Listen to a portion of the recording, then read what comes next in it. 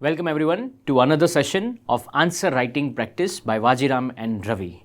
In this session, we are going to see questions from Mains Daily Answer Writing Program, where we are going to talk about 2 questions from GS3 Science and Technology and 1 question from the Current Affairs. Today's topic of GS3 is Science and Technology developments and their applications and effects in everyday life. Let us see those questions. The very first question we are going to see is about gene editing technology and how that technology plays important role in improving agriculture productivity as well as food security in India. The second question is about artificial intelligence, how it can be useful for clinical diagnosis and also certain challenges with respect to the privacy of the individual. The third question, which is based on current affairs, it is about the recently enacted Digital India Act. We will talk about how it's a revolutionary act and how it is transforming the nation. So let us see the first question. Let's read the question together. Question number 1, discuss the potential of gene editing technology in improving agriculture productivity and food security in India. It's a 10-marker question with 150 words. Over here, in the introduction, you have the opportunity to define the gene editing technology, as the demand of the body is about how it helps with respect to agriculture productivity and food security. So that we will cater all the elements of the same in the body aspect. We have to discuss, so we will be talking about different dimensions with respect to the application of gene editing technology for agriculture sector. Let us see the introduction. In an introduction, you can define gene editing technology. It is a technology through which we can modify, edit genetic material of any living organisms.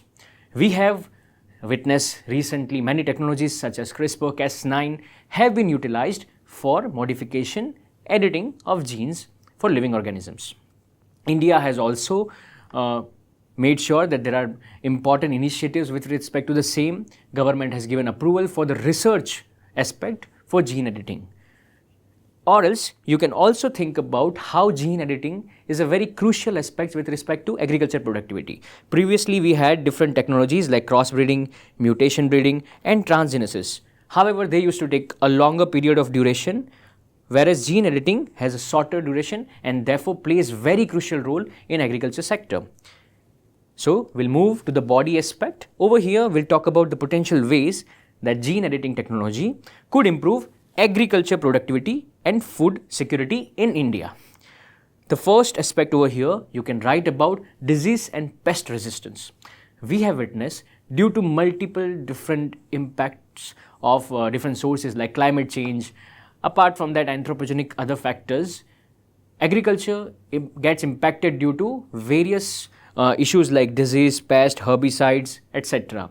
For the same, genetic material of different crops can be modified to withstand certain kind of anomalies. We have seen how BT cotton is a genetic modified crop to fight against pink bollworm with respect to the cotton plant. So those are the kind of applications you can talk about. You can also talk about herbicide resistance. Apart from that, we have also witnessed drought resistance.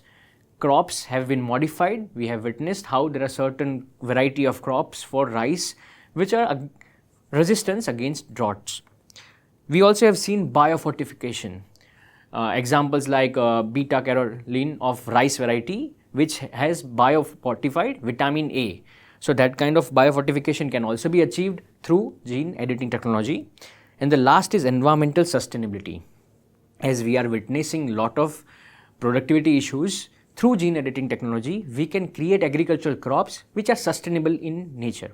However, these are the potential ways it can improve the productivity, but you can also talk about the concerns in your body. This can be a separate heading and you can talk about all these points. The very first is reduced biodiversity. As we are focusing more and more for limited number of crops and gene editing technology will be only applied to certain kind of crops, the variety of other crops might not get that kind of advantage. That can lead to loss of biodiversity and thus it will impact the biodiversity like this. It will also create ecological imbalances. We have witnessed that due to asymmetry in diversity, ecological imbalance can also happen. Different kind of ecological services are dependent on different diverse living organisms. Through gene editing technology, we do not know what kind of future holds and how these organisms will interact with each other. The third is gene flow. We have understood how the magnification works with respect to the food chain. Gene flow can also impact in similar way. The fourth is long-term impact.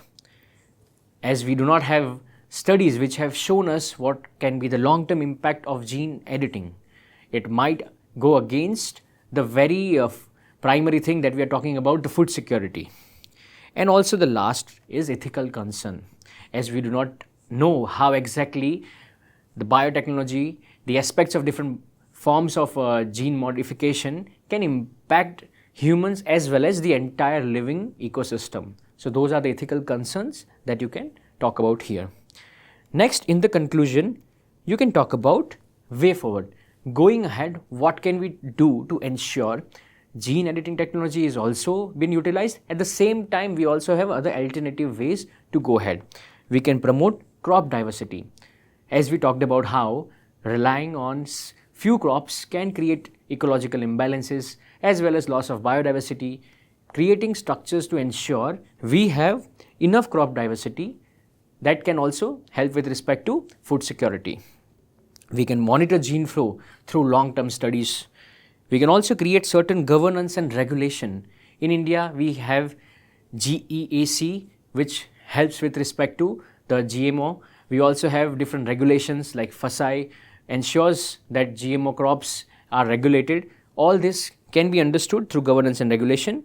You can also talk about promoting sustainable agriculture. As we talked about, the problem starts with impact of climate change, etc. That solution can be directly catered to sustainable agriculture practices.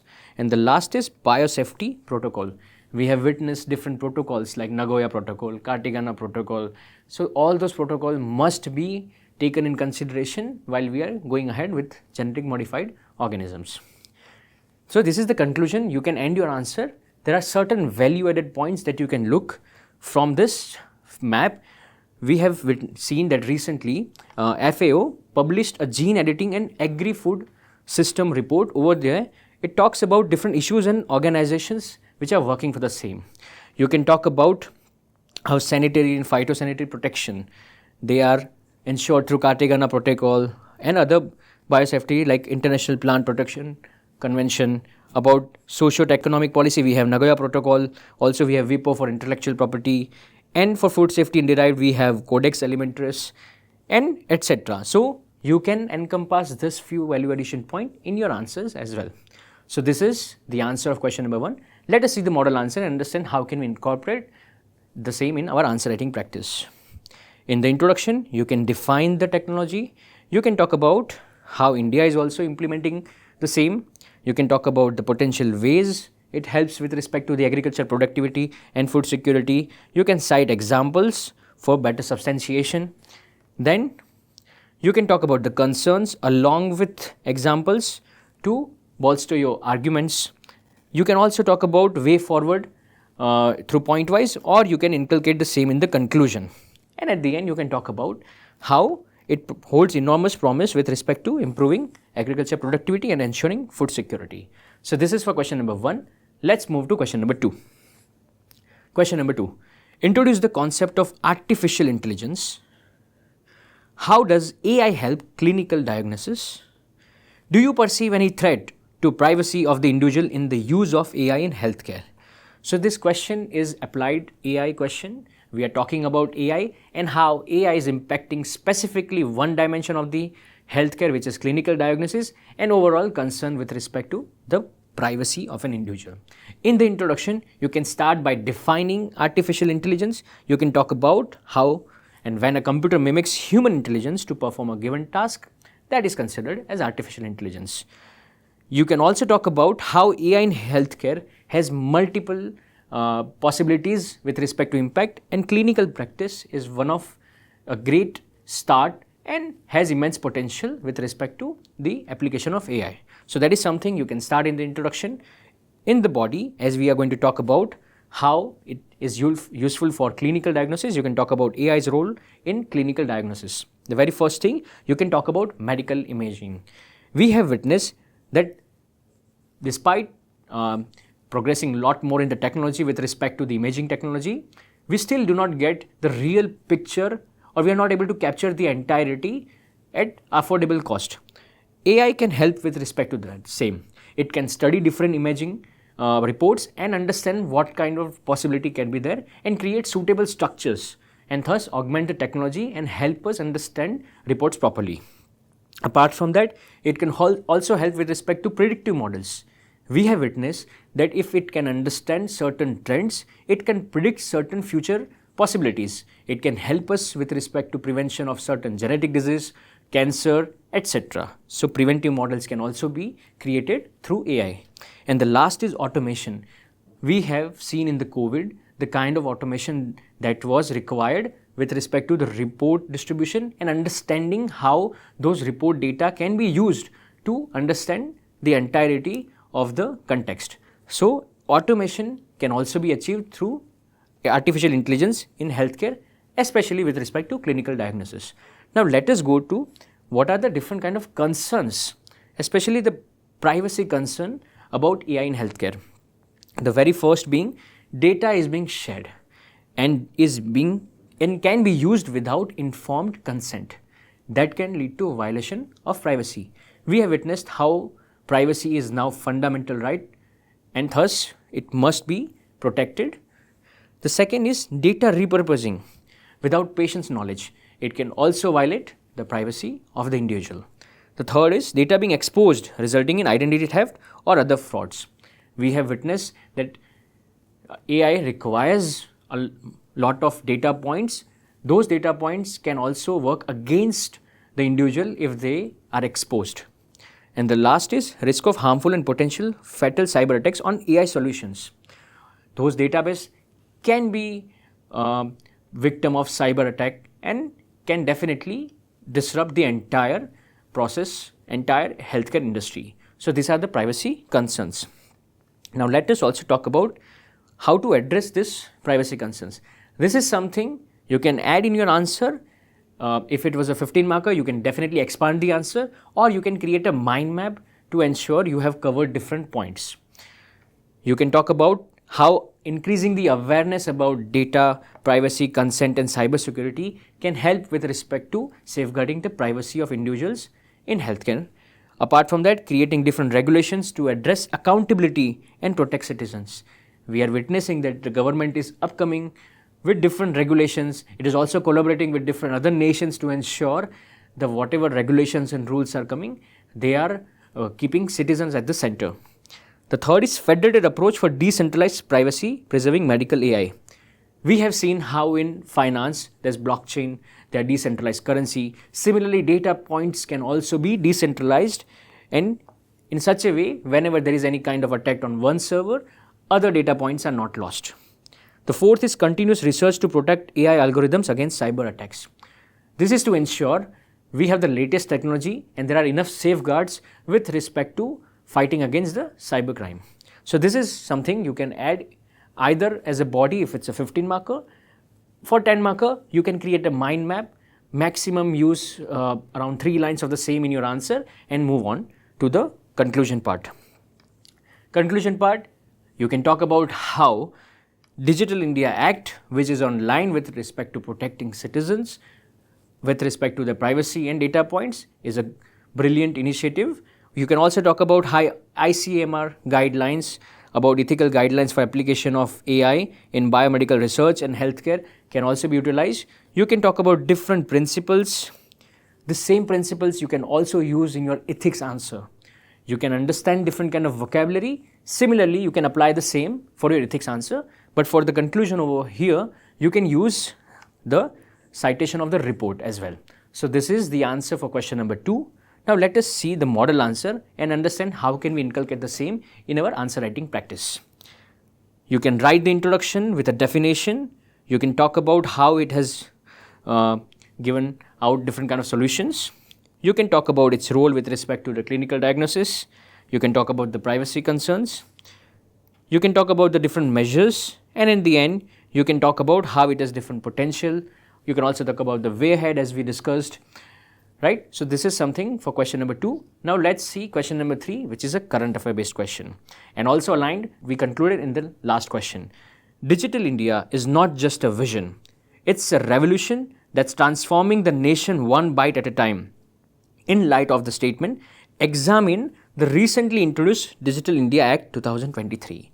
So this question is basically hovering around the idea of Digital India Act and how it is ensuring we are going to achieve Digital India, the concept of the same.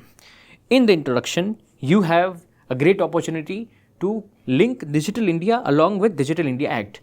Digital India was a great initiative that was launched in 2015.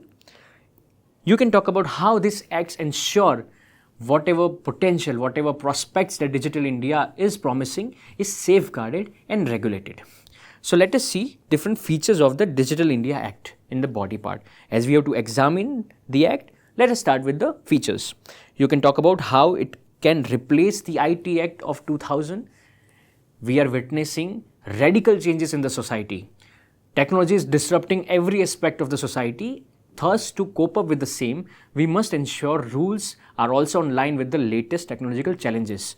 Thus, Digital India Act 2023 will definitely help with respect to making sure we are tackling those challenges. The second is enhanced online safety. We have witnessed different kind of forms of cybercrime, cyberbullying, etc.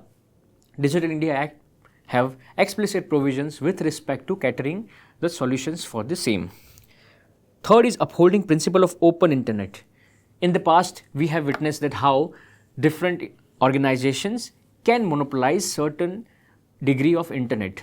Digital India Act ensures that the internet is open and accessible to all to ensure there is no asymmetry of data flow. The third is responsibility technology guidelines. As we have witnessed that previously, the technology different kind of forms were in the gray zone. Having explicit guidelines will ensure there is certain degree of certainty with respect to the application of technology. Fifth is KYC wearables. We have seen India is now becoming one of the biggest market for wearables. Ensuring KYC for the wearables will help with respect to the protection of data as well as ensure how those data points are used. And the last is safe harbor principle review. Previously, the regulations were helping with respect to safe harbor principle, where any organization, online organization, creating content or allowing other people to post their content was not held accountable for any kind of violation. Now this principle will be reviewed to ensure there is certain chain of accountability which ensures that any form of unethical practice is not done over there. So these are the silent features of Digital India Act. You can then talk about the challenges in implementation of Digital India Act, right? You can talk about how data localization, which is the core principle to ensure that data is accessible to India, hinders with the idea of cross-border data flow. And because of the same, we can also understand how it threatens ease of doing business.